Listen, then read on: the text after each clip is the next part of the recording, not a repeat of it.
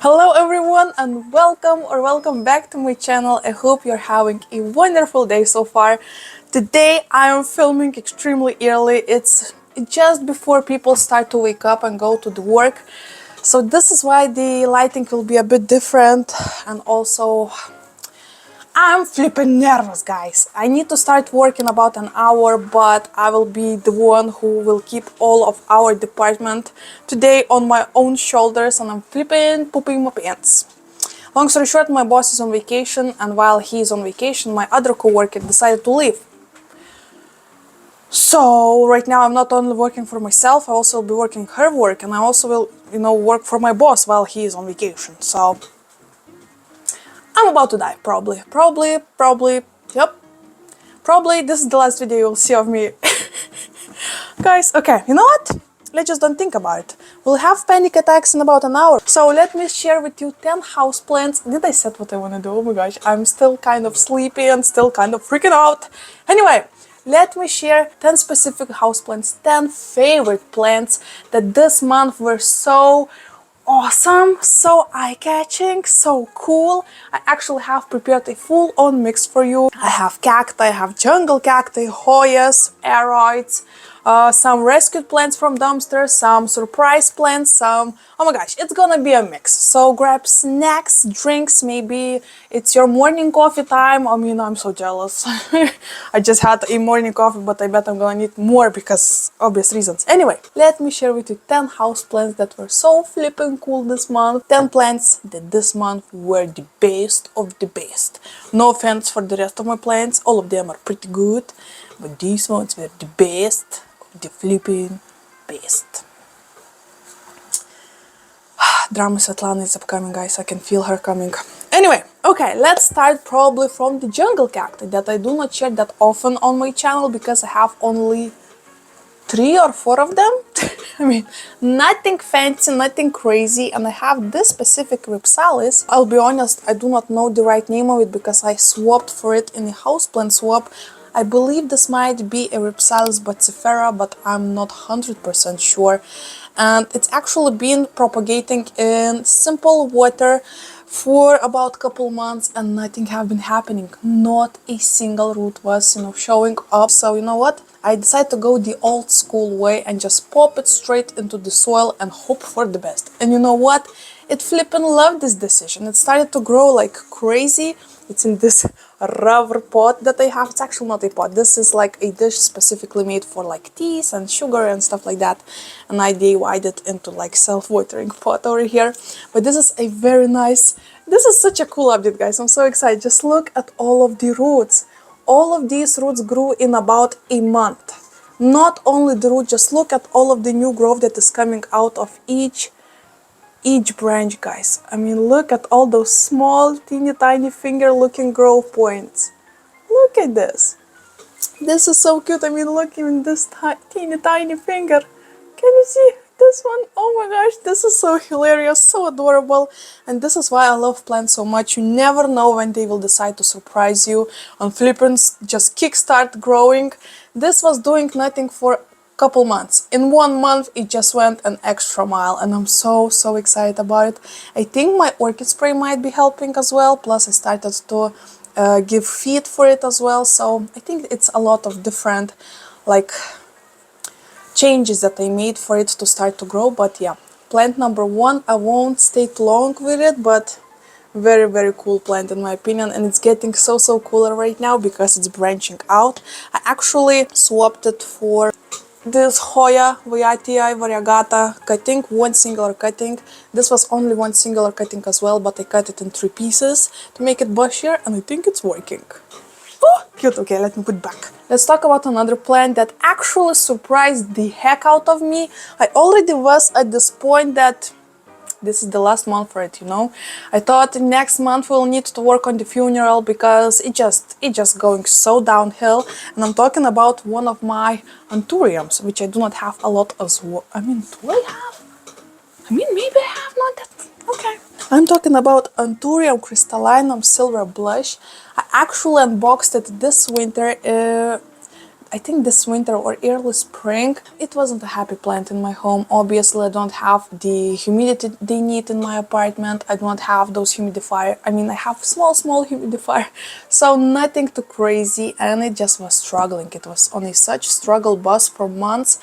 And you know what, I thought when I started to see that the last leaf started to brown like so, I thought, you know what, this is just not happening. This is not a plant for my home.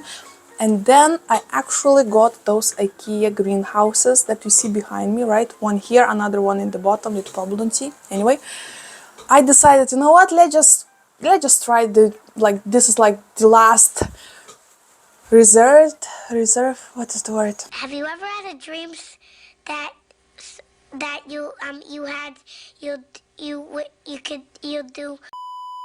This is like the last chance for it, you know? So I just put it in this greenhouse, and I actually put silicone on all of the edges so it's, you know, airproof. What is the word? It's like very... Oh my gosh, wait, my brain is too early for my brain to function. What I did, I put silicone on all of the edges, on all of the windows, so there is no airflow. It's like real greenhouse in there, okay?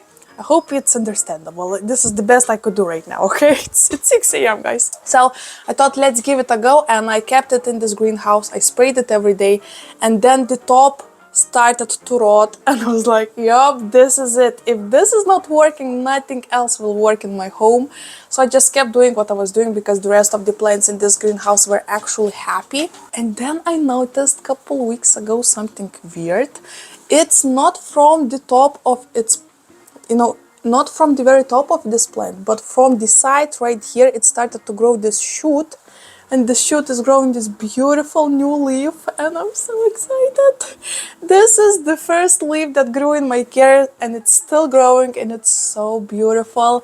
So right now I think I might have hope, and I'm so excited about it. This is such a beautiful plant. This is plant number 2. Let's not stay on it for too long. I'm sorry, I'm so mumbly today, but yeah, such a proud mom of this leaf. Oh my gosh. Cute, so cute. Soon I will cut these leaves off, of course. There is no reason to keep them, but since they still have lots of green, lots of, you know, those micro elements that this leaf can use, I'm still keeping them. So happy. Right, another plant. Let's probably talk about Hoya. I have actually 3 Hoyas prepared to chat with you about, but this one is actually one, I mean, technically this is just a simple Hoya carnosa compacta, but it's also so symbolic because it's the plant that I won in the lottery, in houseplant lottery, and I'm so excited. I feel like this upgrade of this new pot and trellis looks so cool right now, and this whole combination is so beautiful. I mean, look at this. Isn't that like a living sculpture? So cute, so gorgeous. Oh, love this so much. This is a simple Hoya carnosa compacta. Nothing crazy about it. It's not a splash, not variegated or anything. But it's a plant that I won in a lottery, guys. And this immediately gives like an extra shebang in my book because I do not win in lotteries often. I think I win in lotteries like once in a decade. So this is very specific and very special plant, and yeah, nothing too much to say about it yet because it still haven't shown me any points of, you know, growing or, you know, doing something at all. It still haven't died on me, so that's a plus. I have been growing it for 3 weeks right now, a little more or less, so I think it's still too early for carnosa to do something, in my opinion, especially when it came to the new home. I repotted it, so right now I just need to adapt a little bit to, you know, work on that root system probably and all of that. So nothing too crazy to report, but at the same time, I'm so excited about it. It's such a beautiful Hoya. Ooh, oh my gosh, love it so much. You know what, let's talk about my pride and joy, guys. Oh, you are not ready for this, you're so not ready. Okay, do you remember a beautiful Monstera that I received and unboxed on my channel about, I would say, in the middle of this winter, so maybe in January? It was a one leaf cutting, one note cutting from Urosh, and it was a Monstera aurea. This was the leaf that I unboxed, and there was nothing else, you know, just a simple note with a leaf. So I water propagated it and then planted into my own made mix, and it's been okay, but it was also not so okay. So let me show you the newest leaf, and then we'll chat a little bit more about it. Prepare guys, oh my gosh. Look at this new leaf. So, if you don't know, if you're not aware, these monsteras actually have Polaroid variegation, so it's still a fresh leaf and the variegation is still not as yellow as it's going to be, but it's already so yellow and it's already have fenestrations, guys. I'm so excited. So this is actually a plant that was way easier than I expected it to be. It was such a pleasant surprise that this Hoya aurea is such an easygoing plant, guys. I'm so happy about it because it doesn't work on my nerves as much as others, for example, my Anthuriums and the rest of them. So such a forgiving plant, such a beautiful plant, but also such a tricky plant at the same time, because when it started to grow for me, the first leaf it gave me was this simple leaf with just a little tiny speckles of variegation, and I was worried as heck. I thought, okay, this is going not so great, even though the note, if you look close, can you see the note had a lot of variegation, right? So I decided, you know what, let's put it on my balcony. I think that was the time I put it on my balcony, and then it gave me this beautiful leaf with so much variegation, almost a half moon, and I was like, okay, I get it right now. I get this plant, I understand what it needs, and I was so, like pumped and proud of myself, like, oh my gosh, I'm such a pro in this monstera already. And the next leaf it gave me was with zero variegation, guys. Zero, not a single speckle, and I was like, what the heck is going on? Like, what in the actual heck? So I think the main reason for that was because I put it on the shelf without any, grow lights and stuff, so it did not receive as much lights as it get in a balcony with, like just next to the window. So I put it back into my balcony and kept my fingers crossed. I knew not a miracle won't happen, but I still had lots of hope. And guys, you can tell, oh my gosh, just look at this new leaf. It's so happy. I actually also added a moss pole with a little trick with this bulb that keeps this moss pole a little bit more watered. But oh my gosh, I have heard that Monstera's aureas do not use the poles. Is it true? Let me know if you're growing Monstera's aureas. Are they climbing the pole or do they just straight on their own? I mean, I have this like suspicion that it might be like a lie. I don't remember where I heard it. I think in one of other plantubers videos, so I'm not 100% sure about it. So let me know your experience. I thought it will climb a pole, but they just put this root directly into the soil. So, I mean, I'm not mad about it, but at the same time, I'm like, I'm not sure. I'm not sure. I'm not sure. Okay, let's talk a little bit about cacti, because we flippin' love cacti on this channel. So, I also this month oh my gosh, right now I'm gonna be kicking it probably. This month in July, I also bought two beautiful Gymnocalycium. Can you see this? Wait, this yellow, beautiful cacti body, right? I actually picked up another to show you a little bit up close. Honestly, nothing changed in this cacti. I watered them once maybe after I bought them, and the only thing to report that they are still as gorgeous as always. I mean, look at this pop of color. Such a beautiful specimen. I'm so in love, so excited to grow this in my collection. Even my fiance, who hates cacti, he honestly hates cacti so much, he loved these ones. He loved so much that he actually let me buy two of them. And they were pretty expensive. I think they were about 20 bucks each, like 22 bucks each. About 19 euros. So it's not the cheapest cacti, especially for this size, but also it's so cool. And yeah, I was so excited. I'm still so excited. This one actually is growing in my mushroom mug that I made myself during this Christmas time. So let's put it back. Just see it, this pop of color, guys. Just check it out. Bam! How beautiful. It stands next to Rocky. Oh my gosh, so cute. Not sure if you can see it, but hopefully you can. Okay, let's talk Hoya. Let's flip and talk Hoya. I have this sweet Hoya elliptica. I bought one singular cutting, and this cutting had actually two nodes. So what I decided to do, I cut it in half to have two cuttings. I lost one baby leaf that was on one of these, but both of these cuttings already are growing new growth points, and the root system, guys, is so crazy. I mean, let's see how I can show it to you. Can you tell how crazy the root system is? And here you can, of course, tell that there are new growth points ready for action. The leaves on this Hoya are so beautiful. They definitely remind me of turtles. They have teeny tiny speckles of gray as well. So such a beautiful specimen. I actually bought 4 pretty pricey Hoyas last month. I have a full video about it if you want to see, of course. I think it's becoming like a tradition to at least once in a month have a nice Hoya haul, of new Hoyas, because I'm becoming such a Hoya head right now. But yeah, this is so beautiful. I love the root system, love the pattern on the leaves. This is something, guys. So beautiful. And you know what? While we are still on this Hoya chat, let's talk about another Hoya from Diversim Unboxing. And I honestly did not thought I will love this Hoya so much, but it's such a cool Hoya. I'm talking about my Hoya SP Sarawak. One singular cutting, one singular node, and it's actually such a slow grower. Just for comparison, this is the only root it gave me in about 2 or 3 weeks. 3 weeks maybe already. So I can see the growth points kind of popping up, but it's not in a rush at all. There is no rush on this plant whatsoever. It reminds me kind of probably silly comparison, but like elephants. They're not hurrying anywhere. They're growing really slowly. The baby elephants spend so many months with their mamas, drinking their milk. So this just reminds me of baby elephant that needs a little bit more time and a little bit more care. And I love this Hoya Sarawak. Oh my gosh, it's so beautiful. Stands in my pro box and it's gorgeous. Gorgeous. Okay, wait.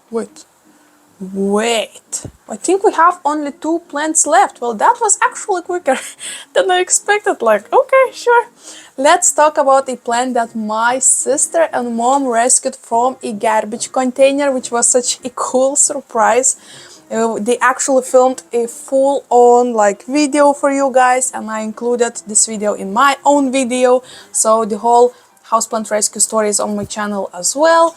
You can look up my videos of July and you will find a full story of how my mom and sister found this beautiful Sansevieria. I believe this is a Sansevieria bird's nest, and I actually reported on my channel as well, but this is such a beautiful specimen. I love all of the babies popping up and just the story itself of this plant. Actually, for the second summer in a row, the houseplant rescues or videos on this channel are not that often as they used to be. They're not as common because I don't find this many plants anymore, which is a little bit upsetting. But at the same time, whenever I do, I feel like, almost like winning a lottery. I mean, it's so close, right? So when my mom and sister found this in Sansevieria, brought it to me, filmed the whole process, filmed my reaction to them bringing this Sansevieria to my home, and now all of that, I already feel like we already started such a beautiful story with the Sansevieria, and I'm so excited for the rest of it, So yeah, beautiful Sansevieria bird's nest, gorgeous colors, very zebra-like, very leathery. Oh, very happy. Very heavy after watering. Oh my gosh. And last but not least is of course my pride and joy. This plant made me cry like a baby for days. And this was a surprise plant from my friend Gerda. I actually said to her that I will call this Monstera Constellation Gerda from now on in her honor, because this plant is insane. Guys, this plant is insane. I'm actually so scared. I want to report it, but I also know how much of a divas they can be. So right now I am on a look for a bigger see-through pot like I have right here, so I can see the roots, how they're going, how they're doing. But right now I'm so confused about the mediums. I'm going through the pond maybe idea, because of the Hakuna La Planta channel. Can have such a nice luck with leca, but I never had an experience with leca, so I don't feel like this plant should be my trial plant. Very beautiful specimen. First of all, this was a gift, this was a surprise from Gerda, and the plant itself is so beautiful. It has such a beautiful variegation on it. I mean, look at the sectorial variegation, guys. Oh my gosh, such a nice pops of color of that milky white. Oh my gosh, this is so beautiful.